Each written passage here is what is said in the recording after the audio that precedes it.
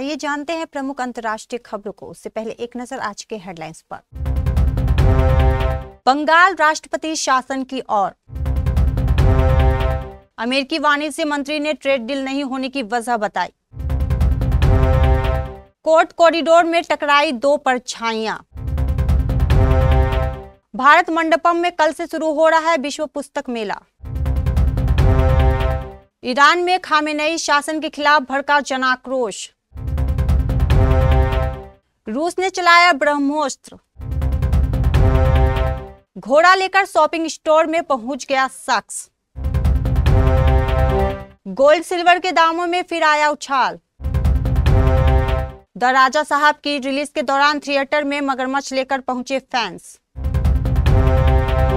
और भावनाओं में मत बहो, सोचकर फैसला लो। पश्चिम बंगाल की राजनीति उबाल पर है। 8 जनवरी 2026 को प्रवर्तन निदेशालय और इनकम टैक्स द्वारा इंडियन पॉलिटिकल एक्शन कमेटी के कोलकाता ऑफिस और उसके प्रमुख प्रतीक जैन के घर पर छापा मारा गया। खबर थी कि ये संस्था हवाला से लेन देन कर रही है। छापे की खबर सुनकर मुख्यमंत्री ममता बनर्जी खुद मौके पर पहुंची और ईडी अधिकारियों से लोहा ले लिया। उनके खिलाफ एफआईआर दर्ज करवा दी। वे जब्त दस्तावेज और हार्ड डिस्क साथ ले गई। आरोप लगाया कि आईपीएसी पर छापा मारकर उनकी चुनावी राजनीति का भेद जानने की कोशिश की गई है। ममता बनर्जी की ईडी पर कार्रवाई ने विपक्षी दलों को हमलावर होने का मौका दे दिया है। भाजपा ने इसे संघीय एजेंसी में बाधा करार दिया है और राज्य में राष्ट्रपति शासन की मांग उठाई। अमेरिका और भारत के बीच अब तक ट्रेड डील फाइनल नहीं हो पाई है, जिसकी वजह से भारत को 50% तक अमेरिकी टैरिफ का सामना करना पड़ रहा है।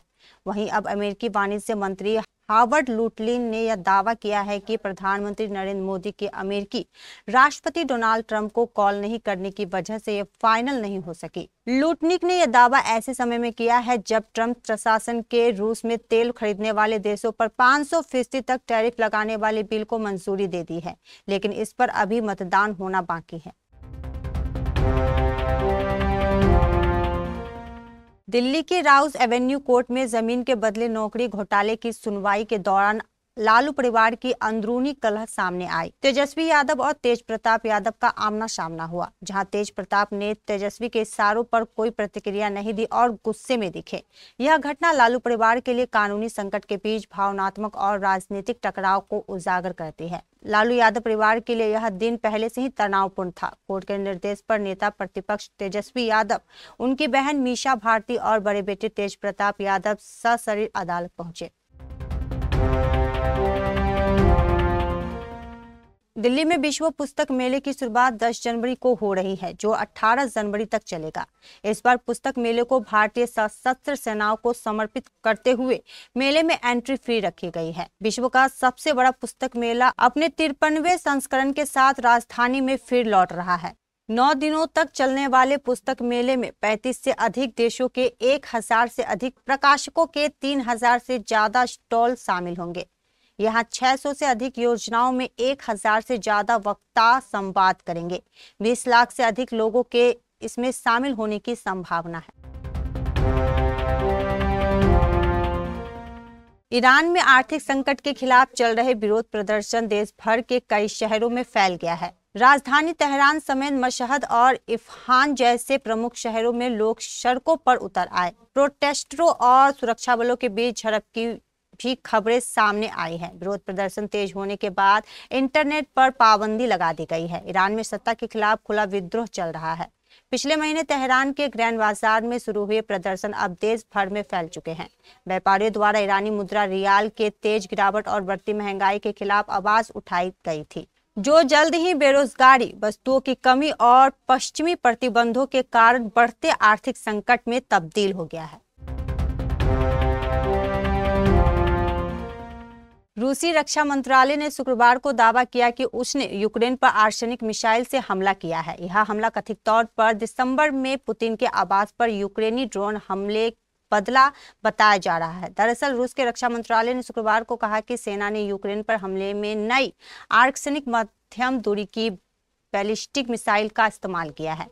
यह हमला पिछले महीने रूसी राष्ट्रपति व्लादिमीर पुतिन के आवास पर हुए यूक्रेनी ड्रोन हमले के जवाब में किया गया है। हालांकि उस हमले को अमेरिकी राष्ट्रपति ट्रंप और पुतिन ने खारिज कर दिया है। सोशल मीडिया एंटरटेन करने के लिए काफी बेहतर विकल्प है। आज रील्स स्क्रॉल करें और कई वीडियो देखकर टाइम पास कर सकते हैं, लेकिन कुछ रील्स फनी के साथ साथ हैरान भी कर देती है। ऐसा ही कुछ अभी हुआ। अमेरिका के एक स्टोर में एक शख्स पहुंचा। आप सोच रहे होंगे कि इसमें क्या खास बात है, बताते हैं, ठहर जाइए। शख्स ने जिस तरह से एंट्री ली वे काफी हैरान करने वाली है। दरअसल अमेरिका के एक स्टोर में शख्स घोड़े पर सवार होकर स्टोर में शॉपिंग के लिए पहुंच गया। जाहिर सी बात है, अगर आपके सामने कोई व्यक्ति ऐसा कुछ करे तो आप भी शॉक हो जाएंगे। ऐसा ही कुछ यहाँ भी देखने को मिला।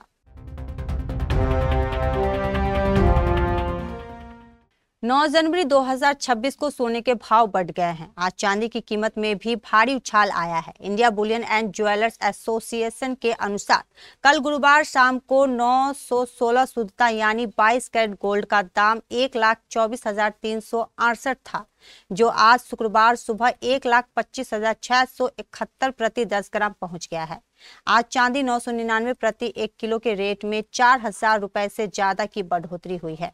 गुरुवार को सोने का भाव 999, सुबह का रेट 1,35,443 रुपए प्रति 10 ग्राम, शाम का रेट 1,35,773 प्रति 10 ग्राम। गुरुवार को चांदी का भाव 999, सुबह का रेट 2,35,775 प्रति किलो, शाम का रेट 2,35,826 प्रति किलो। तेलुगु स्टार प्रभास के फैंस उनकी फिल्म रिलीज के दौरान कुछ ज्यादा ही जोश से भर जाते हैं और अजीब हरकत करने लगते हैं। इस बार भी कुछ ऐसा ही हुआ। 9 जनवरी को द राजा साहब सिनेमाघरों में रिलीज हुई और इस दौरान कुछ अति उत्साहित फैंस फिल्म की स्क्रीनिंग में मगरमच्छ लेकर आए। इसका एक वीडियो सोशल मीडिया पर वायरल हो रहा है। यह स्टंट फिल्म के ट्रेलर के एक सीन से प्रेरित था, जिसमें प्रभास का किरदार लड़ाई के दौरान एक मगरमच्छ फेंकते हुए दिखाया गया है। बांग्लादेश ने 7 फरवरी से शुरू होने वाले विश्व कप के लिए सुरक्षा कारणों का हवाला देते हुए भारत का दौरा करने में हिचकिचाहट दिखाई है और अपने मैच सह मेजबान श्रीलंका में शिफ्ट करने की मांग की है। अब इस मामले में पूर्व कप्तान तमीम इकबाल की प्रतिक्रिया सामने आई है। तमीम ने बांग्लादेश क्रिकेट बोर्ड सोच समझकर फैसला लेने को कहा है। पूरा मामला जब भड़का जब बांग्लादेश में हिंदुओं और हमलों के बीच बीसीसीआई के निर्देश पर कोलकाता नाइट राइडर्स ने तेज गेंदबाज मुस्तफिजुर रहमान को रिलीज कर दिया था।